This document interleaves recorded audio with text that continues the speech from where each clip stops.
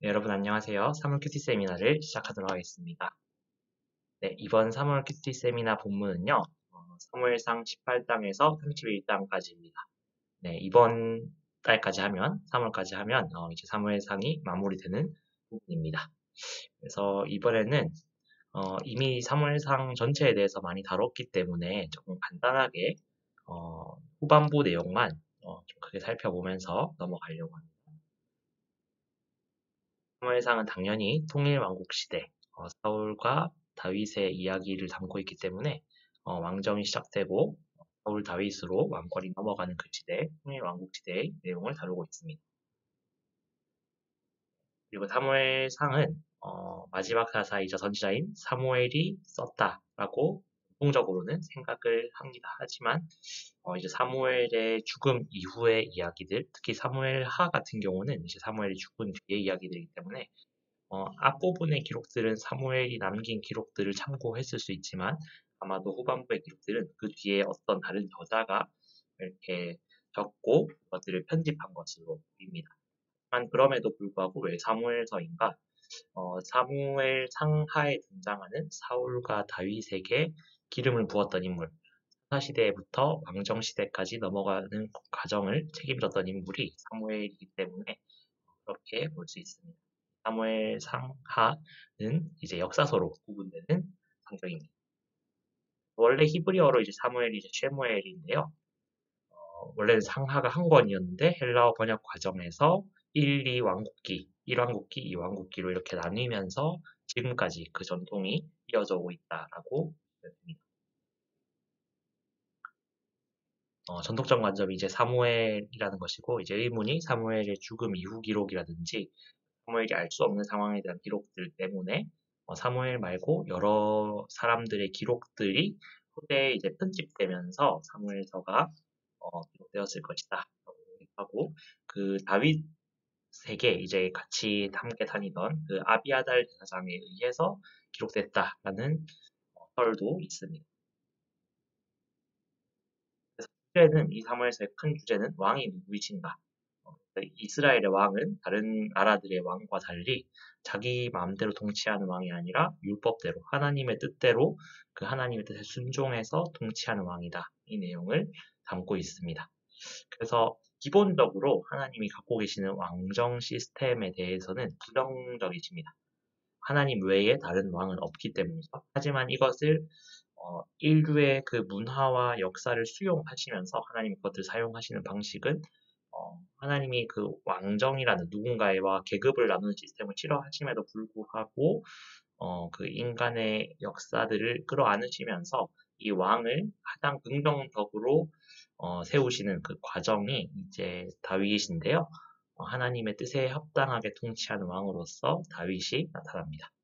그리고 이 다윗 언약을 보시면은 메시아의 주연 예수 그리스도의 나타나심까지 이렇게 예언을 하고 있는데 사실은 그 인류를 가장 온전하게 통치하실 수 있는 왕은 예수 그리스도다라는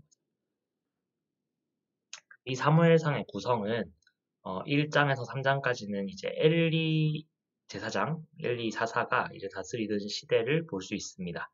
그래서 이제 한나의 기도가 나오고 그 사무엘이 어떤 과정에서 탄생했는지 이런 얘기들이 나오죠. 그리고 4장에서 7장은 이제 사무엘이 백성들의 리더로서 사사로서 어떻게 통치했는지 그리고 이제 8장에서 15장까지는 기름 부음을 받은 사울 왕이 어떻게 이스라엘을 통치했는가.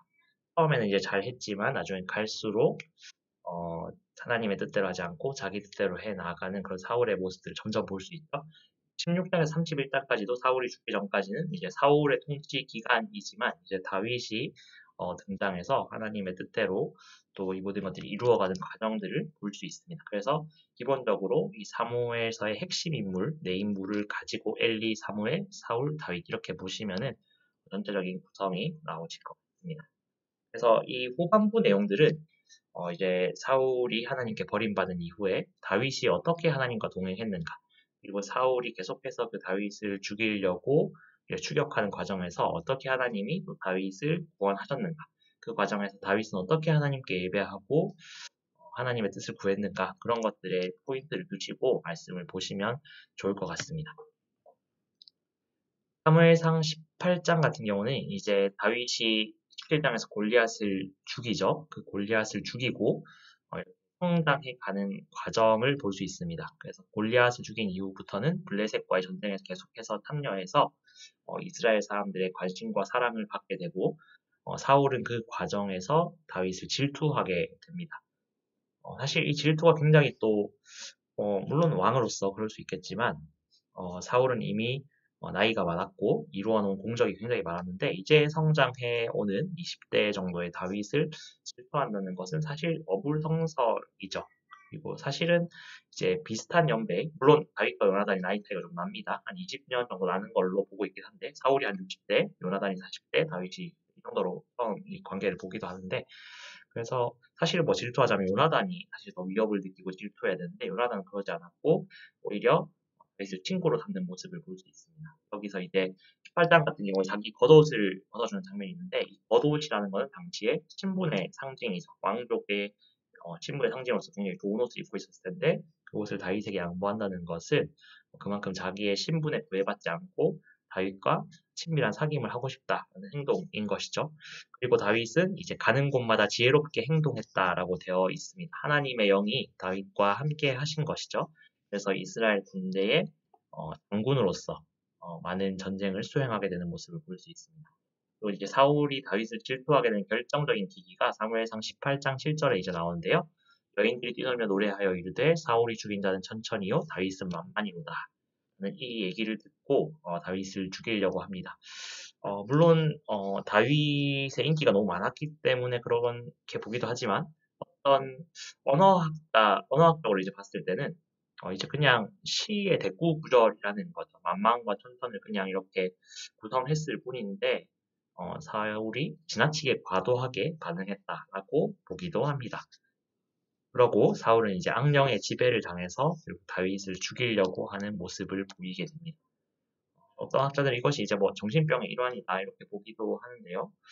충분히 뭐 가능성이 있는 부분인 것 같습니다. 물론 하나님의 섭리겠지만 이 사무엘상 후반부에 보여주는 사울의 모습은 굉장히 정신적인 문제를 가지고 있는 걸로 보입니다. 다윗을 죽이려고 했다가 또 용서했다가 또 축복했다가 그러다가 또 죽이려고 하고 굉장히 좀 편집증적인 증세랑 여러 가지 증세들이 함께 나타나는 것을 좀 볼 수 있습니다.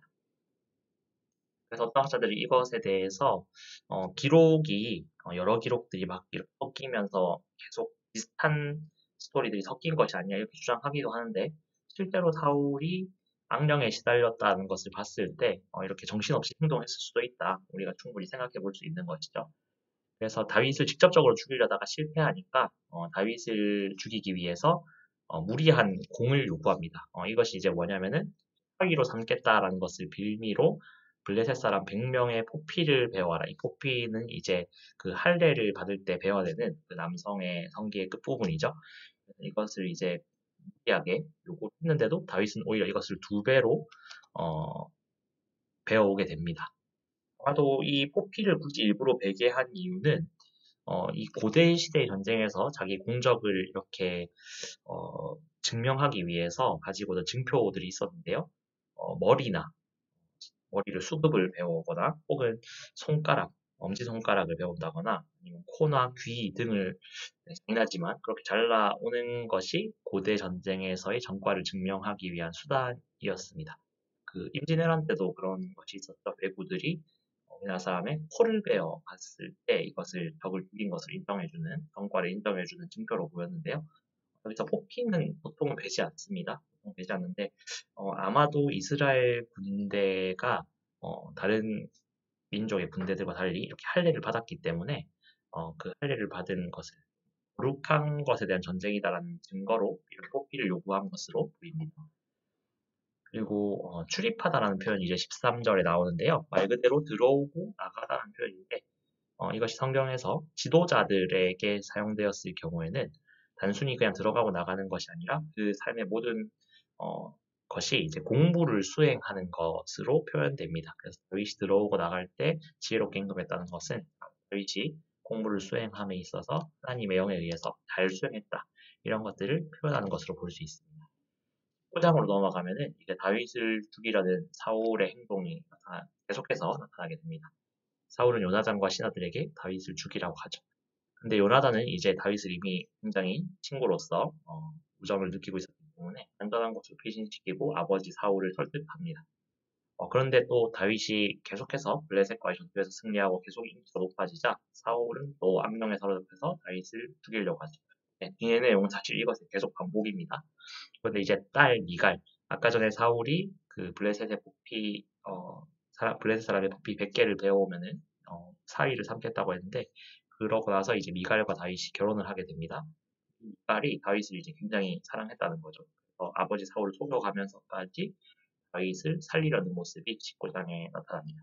그래서 다윗은 주변 사람들의 도움에 의해서 도망칠 수 있었고, 사무엘을 찾아가게 되는데요. 이 라마 나요스에서 함께 지내게 됩니다. 라마 나요스는 라마에 있는 나요시라는 어떤 마을 성읍으로 보이는데요. 사무엘이 자기의 후계자 선지자들을 키우기 위해서 이렇게 활동하는 선지자 학교가 있는 곳이 아닐까 하는 곳입니다. 라마 나요스에서 함께 하면서 또 예배하고 하나님의 뜻을 구하는 법들을 또 이렇게 주장을 하기도 합니다. 사무엘상 20장을 넘어가면은 또 사울이 다윗을 죽이려고 합니다. 다윗은 라마나요스에서 기브아 사울이 있던 곳으로 와서 이제 요나단에게 상황을 알리죠. 요나단은 처음에는 아버지가 앞에 약속을 했으니까 사울이 또 다윗을 죽이려 한다는 것을 아니다라고 이렇게 얘기를 하지만 사울이 이제 연회에서 다윗이 나타나면 죽이려고 했는데 연회에 나타나지 않는 다윗을 보고 분노하는 것을 보고 아버지가 진짜 확실히 다윗을 죽이려고 하는구나 라는 것을 알게 되고 요나단이 다윗의 도피를 도와줍니다. 이 과정에서 조금 우리가 이해 안 되는 그런 장면이 나오는데요. 화살을 쏘아서 굳이 다윗을 만날 수 있는데도 불구하고 왜 화살을 막 쏘고 주워오게 하고 그러면서 막 이렇게 했냐라고 했을 때 다윗이 요나단이 이렇게 아버지의 동태를 알고 돌아왔을 때 요나단이 혹시나 다윗이 자기까지도 아버지를 따라서 다윗을 배신하는 것을 걱정하지 않게 하기 위해서 이렇게 다윗을 배려한 것으로 보입니다. 자기에게 의도가 없다, 의도가 없다는 것을 보여주는 거죠. 왜냐하면은 자기 동에게 를 옮겨줬기 때문에 흉기가 없기 때문에 다윗과 이렇게 만날 수 있도록 한다는 그런 장치인 것이죠. 그렇게 해야 되겠냐라고 하지만 배려의 차원에서 이해를 할 수 있다. 요나단은 다윗을 배신하지 않았고 도와줍니다. 이 다윗의 도피를 보고 명을 보여주죠. 그리고 21장으로 넘어가면요. 노브이라는 곳으로 갑니다. 노브는 기브아와 예루살렘 사이에 있는 좀 그런 지역인데 굳이 도망가려면 이쪽이 아니라 좀 다른 곳으로 빨리 도망쳤어야 되는데 굳이 왜 노브에 갔는가라고 의문이 드는데 그 내용에서 이제 그 의문을 좀 해소를 할 수가 있죠. 노브에서 제사장 아히멜렉을 만나고 아히멜렉을 좀 속이면서 자기가 사울의 어떤 군사적인 행동, 특명을 받았다라고 하면서 왜 혼자 왔느냐라고 했을 때 자기의 다른 군사들을 워낙 지금 명령이 급한 명령이기 때문에 어디 다른 중간 지점에서 만나기로 했다라고 하면서 군사들을 먹일 수 있는 식량을 달라, 그리고 무기를 달라라고 요청을 하게 됩니다. 그래서 식량을 받게 되고 이때 식량은 좀 특이하죠.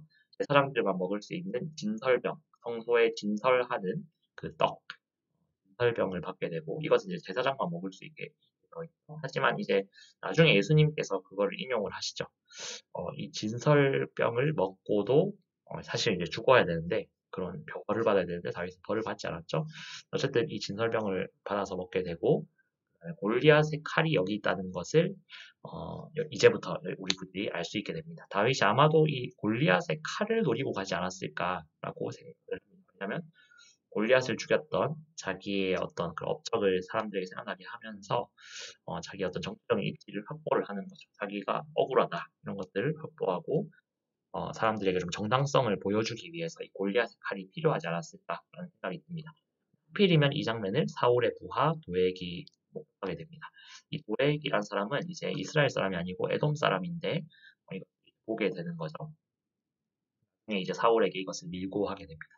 그리고 다윗은 블레셋의 가드라는 지역으로 도망가서 아기스 왕을 만났는데요. 이 행보가 좀 이해가 가지 않습니다. 블레셋은 얼마 전까지만 해도 자기들과 굉장히 때려 죽이던 민족에서 원수 관계인데 다윗이 왜 그곳까지 갔을까? 사실 이스라엘이 그렇게 넓지가 않습니다.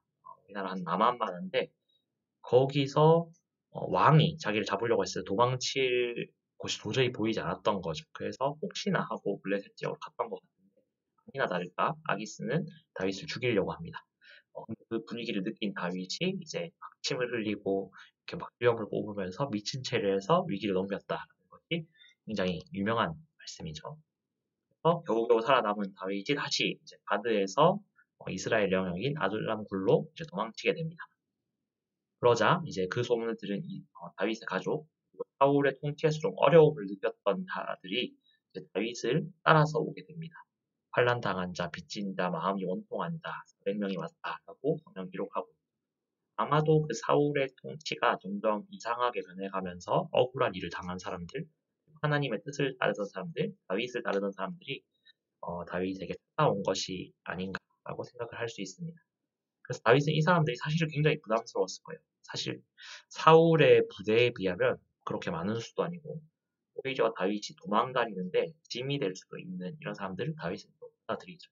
그 중에서 이제 전력이 될 수 없는 자기 부모님을 모압 왕에게 부탁을 합니다.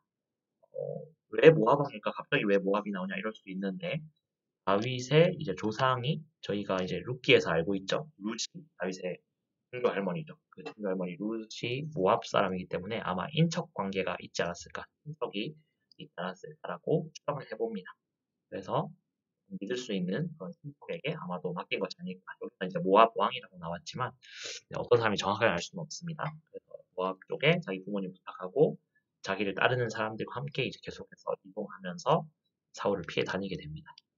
그리고 이 상황에서 굉장히 좀 특이한 구절이 나오는데요. 도망 다니기도 바쁜데 선지자 갓이 이제 유다 땅으로 가라고 합니다. 유다 땅이라고 하면 사울이 있는 곳에서 별로 멀지 않거든요.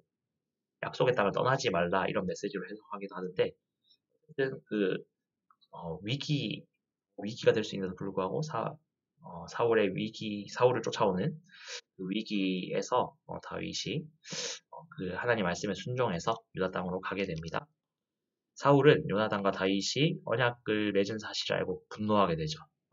내 아들이 어떻게 이럴 수 있나. 그러면서 네가 굉장히 무식한 짓을 했다. 네가 왕위를 받아야 되는데 그것을 위협한 짓을 했다. 자, 그리고 에돔 사람 도액이 다윗이 노브에서 식량과 골리앗의 칼을 받았다는 것을 보고했고 사울은 이제 노브로 가서 제사장들을 다 죽입니다. 당연히 하나님의 뜻에 반대되는 것이죠. 하나님의 뜻에 따라서 제사를 드리는 제사장들을 아무런 거리도 사를 일으키고 특히 이것을 물론 도액이 했지만 그 명령을 내리는 것은 사울이죠. 그리고 그 제사장 아히멜렉의 아들 중에 이제 아비아달이 이제 다윗에게 이 사실을 알립니다. 그리고 아비아달은 나중에 다윗을 돕는 제사장이 되죠. 그리고 또 이제 그일라라는 곳이 있습니다. 다윗이 헤레스 풀 쪽에서 숨어 있을 때 블레셋 사람들이 그일라 성을 약탈하는 것을 알고 그들을 도우러 갑니다. 자기 코가 속다인 판에 남을 도우러 가는 거죠. 근데 이때도 그냥 가는 것이 아니라 하나님의 뜻을 구합니다. 그래서 하나님의 뜻에 따라서 그일라를 가서 구원하고 구해줬는데도 불구하고 사울이 이제 그 사실을 알고 쫓아오니까 도망가야 되는 상황이 옵니다. 그때도 하나님의 뜻을 묻습니다. 다윗이 십광야 수풀에 있을 때 요나단이 찾아와서 다윗이 이스라엘의 다음 왕이 될 것이라면서 용기를 주고 언약합니다. 어떻게 이런 말을 할 수 있었을까? 자기가 왕이 돼야 될 그 왕자 요나단이 자기보다 어리고 그리고 어떻게 보면 신분이 비천한 그 다윗에게 자기는 하나님의 마음이 있었던 것 같아요. 요나단에게는 하나님의 마음을 아는 그런 눈이 있었던 것 같고 그래서 다윗을 위로하고 격려합니다. 그런데 또 이제 십 사람들이 다윗의 위치를 밀고 했고 마온 강야에 있던 그 다윗을 사울이 쫓았지만 블레셋이 침공해오자 또 사울은 투영 멈추고 블레셋과 전쟁을 하러 갑니다. 그렇게 해서 다윗이 살아남게 되죠. 그리고 24장에서 결정적인 순간이 옵니다. 사울이 블레셋과 전투를 마치고 다윗을 쫓아서 자기의 3,000명의 정예병을 데리고 엔게디 광야로 가서 샅샅이 뒤지는데 사울이 우연히 다윗이 숨어있던 굴로 와서 용변을 보기 위해서 들어가게 됩니다. 하지만 다윗은 사울을 죽이지 않고 그 옷자락만 잘라서 징표로 삼게 됩니다. 자기가 해치지 않았다, 해칠 기회가 있었으면 해치지 않았다 이것들을 보여줍니다. 왜 그랬느냐? 다윗은 이 자기를 쫓아오는 사울을 죽이기만 하면 이 모든 게 해결된다고 생각하지 않았어요. 이 사울도 비록 타락하게 됐지만 하나님의 기름 부음을 받은 자이기 때문에 내가 함부로 해할 수 없다. 하나님의 입장에서 그것들을 바라봤던 것이죠. 어쨌든 사울은 이 상황에서 자신을 죽이지 않은 다윗의 감동을 받아서 이번엔 죽이기를 포기합니다. 그래서 사울은 기브아로 돌아가고 다윗은 엔게디 요새로 돌아가죠. 아마 다윗도 느꼈던 것 같아요. 사울이 또 언제 자기를 죽일지 모른다. 그래서 사울을 따라가지 않고 거기에 영역에 남았던 것이죠. 5장으로 넘어가면은 이제 사무엘이 죽게 됩니다. 이 뒤부터는 이제 사무엘이 죽은 이후의 사건들이라는 거죠. 사무엘이 죽어서 라마에 장사되고 다윗은 마온성에서 나발과 함께 지내게 됩니다. 다윗은 이제 바람광야로 넘어갔다라고 나오는데 사무엘이 죽고 바람광야로 넘어간 사건과 나발과 함께 지내는 사건은 조금 시기가 다른 것으로 보입니다. 마온성과 또 바람광야는 좀 거리가 있기 때문에 다윗이 이전에 마온광야에 있을 때의 이야기거나 혹은 그 뒤에 한참 뒤에 또 마온광야에 갔을 때 이야기로 보이는데 어쨌든 나발과 함께 지내게 되는데요. 이 나발은 굉장히 어리석은 사람이라고 나옵니다. 다윗이 함께 있으면서 자기가 군사가 있으니까 나발의 재산, 나발의 가축을 오랜 기간 보호해줬던 것으로 보이는데 나발이 양털을 깎을 때, 홍사로 치면 추수할 때인 거죠. 가장 풍족할 때인 거죠. 때를 벌입니다. 이때 다윗의 도움 요청을 거부하고 오히려 모욕합니다. 식량을 달라라는 그 요청을 거부하고 모욕합니다. 이제 다윗은 분노하게 되죠. 그래서 나발의 아내 아비가일이 분노한 다윗이 복수를 위해서 온다는 소식을 듣고 군무를 가지고 가서 이 나발의 용서를 구하게 됩니다. 그래서 나발은 나중에 이제 이 사실을 알게 되고 놀라서 몸이 마비돼서 죽고 다윗은 미망인이 된 아비가일을 아내로 맞습니다. 지혜로운 여인이었죠. 그래서 지금 현대의 관점에서 봤을 때는 조금 맞지 않을 수 있는데 현대의 관점에서는 죽은 사람 아내를 취하다니 뭐 좀 이상한 거 아니야? 라고 하는데 그 시대에는 오히려 유력자들이 자기의 신하라든지 자기보다 낮은 위치에 있는 사람들의 아내가 미망이 됐을 때 맞아준다는 것은 그 사람의 후손을 지켜주고 그 사람의 미망인을 이제 보호하는 차원에서 이렇게 했기 때문에 우리가 보는 것과는 조금 다른 관점에서 볼 수 있다라고 보면 되겠습니다. 그리고 26장으로 가면은 또다시 사울이 3,000명의 군사를 일으켜서 다윗을 찾기 위해서 십광야로 옵니다. 다윗은 매복하다가 사울의 진영에 들어가서 사울을 암살할 기회를 얻게 되는데요. 아비새와 함께 갔다가 다른 이제 정찰병들, 소병들이 다 잠든 거예요. 그때 이제 다윗이 사울의 텐트로 들어가서 사울을 몰래 죽일 기회를 얻게 됩니다. 하지만 다시 한번 사울을 해하지 않고 사울의 창과 물병만을 가지고 나오는 거죠. 증거로 가지고 나오는 거죠. 그러고 사울은 다음날 다시 한번 자신을 해하지 않는 다윗을 축복하게 됩니다. 그리고 다윗은 다시 한번 블레셋 지역으로 가서 가드왕 아기스를 만나게 되는데요. 아까 아기스가 다윗을 죽이려고 하지 않았냐 이러는데 아마도 이 아기스는 전에 나왔던 아기스와 다른 인물로 추정이 됩니다. 그래서 이 아기스는 사실은 이름이 아니라 그 가드 지역의 지도자, 왕을 뜻하는 것이 아기스가 아닐까 우리는 추정을 할 수 있습니다. 그래서 어쨌든 다른 사람일 가능성이 굉장히 높고요. 이 아기스는 좀 다윗에게 호의적입니다. 그래서 다윗은 시글락이라는 지역을 받아서 거주하면서 남쪽 지방의 이방 민족들을 침략하면서 자기 세력을 넓혀가게 됩니다. 그런데 다윗은 이 침략했던 사람들이 이방 민족이 아니라 이스라엘 사람들이라고 거짓말을 하면서 아기스의 신임을 얻게 되는 겁니다. 그리고 28장에 가면은 블레셋과 이스라엘 사이에서 한 번 더 크게 전투가 일어나게 되는데요. 다윗은 이 상황에서 블레셋의 진영을 참여하도록 이제 아기스의 요청을 받습니다. 그래서 함께하게 되는 거죠. 사울은 전쟁을 두려워하면서 하나님의 뜻을 이제 물어봤는데 어떤 방식으로도 이제 대답을 하지 않으시는 거죠. 그래서 대사장을 통해서나 선지자를 통해서 대답하지 않으시니까 사울이 이번에는 무당을 찾아갑니다. 신접한 여인을 찾아가서 굉장히 황당한 요구를 합니다. 이미 죽은 사무엘의 영혼을 만나게 해달라고 요청하는데 그 무당의 사울의 요청에 따라서 진짜로 사무엘의 영혼을 불러냅니다. 근데 여기서 중요한 것은 과연 무당이 죽은 사무엘의 영혼을 불러낼 수 있는가? 실제로는 그렇게 해석하지 않고요. 대부분의 신학자들은 아마도 그냥 악령이 사울을 이렇게 나쁜 방향으로 이끌기 위해서 다른 악령의 어떤 술수다. 실제 사무엘이 영혼이 아니다라고 추정하기는 합니다. 어쨌든 우리가 이걸 정확하게 알 수는 없지만 어쨌든 이미 하나님이 버리셨다는 것을 악령도 알고 있어요. 그래서 사울이 굉장히 낙담하게 되고 전쟁에서 패배할 것을 직감하게 됩니다.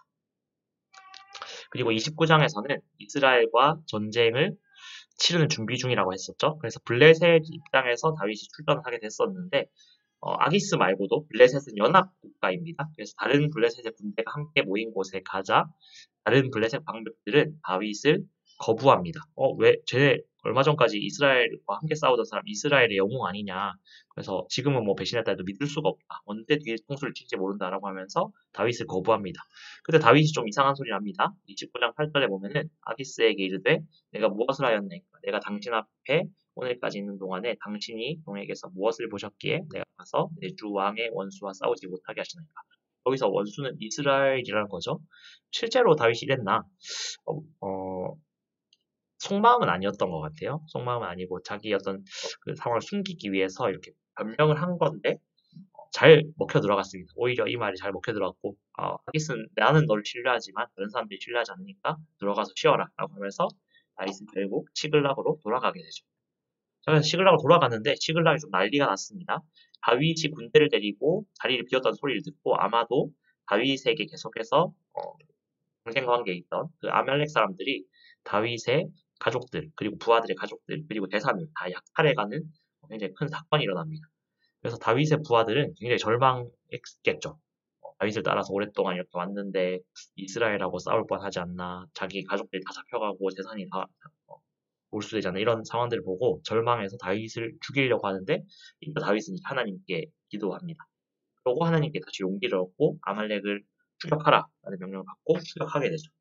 그 과정에서 아말렉 사람들이 버린 애굽 노예를 사막 가운데서 이제 찾게 되는데 이 노예를 치료해주고 아말렉이 어디로 가는지 알아내서 결국에 아말렉 부대를 따라잡고 싸워서 이기고 모든 빼앗긴 것을 찾는 그런 장면이 나타납니다. 이제 마지막 31장인데요. 결국 사울은 블레셋과의 전쟁에서 패전하고 중상을 입자 결국에 이제 자결을 하게 됩니다. 다른 부분에서는 다른 사람이 죽인 것처럼 나오기도 하는데 아마 자결한 것이 맞는 것으로 보이고 요나단을 포함한 세 아들도 결국 블레셋에게 죽임을 당하게 됩니다. 블레셋 사람들은 이제 자기를 괴롭혔던 사울의 시체를 막 따라가지고 이렇게 모욕을 주는 그런 효시를 하게 되는데 과거에 사울에게 은혜를 입었던 길르앗 야베스의 사람들 11장에 나오죠. 사울이 가서 야베스 사람들이 고난을 당하는 것을 보면서 소 2마리를 잡아서 이스라엘 사람들 돕지 않으면 이 소처럼 만들겠다라고 해서 군대를 일으켜가지고 결국에는 길르앗 야베스 사람들을 돕고 전쟁에서 이겼던 그 장면이 나오죠. 그래서 이 길르앗 야베스 사람들이 그 시체를 걷어서 장례를 치러줍니다. 그래서 이 사울이 죽음으로써 이제 다윗이 핵심 인물이 되겠구나, 왕이 되겠구나 이것들을 우리가 생각해 볼 수 있습니다. 사무엘상 내용은 사실은 어릴 때부터 교회 다니셨던 분들이라면 이야기로 워낙 많이 들어보셨을 만한 이야기이기 때문에 크게 어려운 이야기들 없을 것 같고요. 그래서 내용을 봐도 조금 이해 안 될 만한 몇 부분만 조금 짚어놓고 이렇게 넘어가도록 했습니다.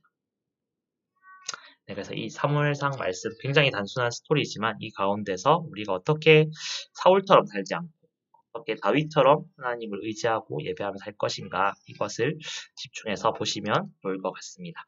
제가 마지막으로 기도하고 마치도록 하겠습니다. 사랑의 하나님 감사합니다.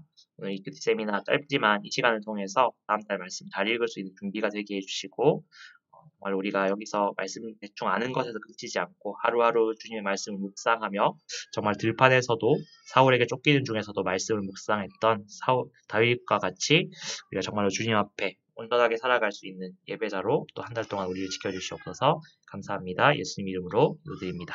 아멘. 네, 오늘은 이상으로 큐티 세미나를 짧게 끝나도록 하겠습니다. 감사합니다.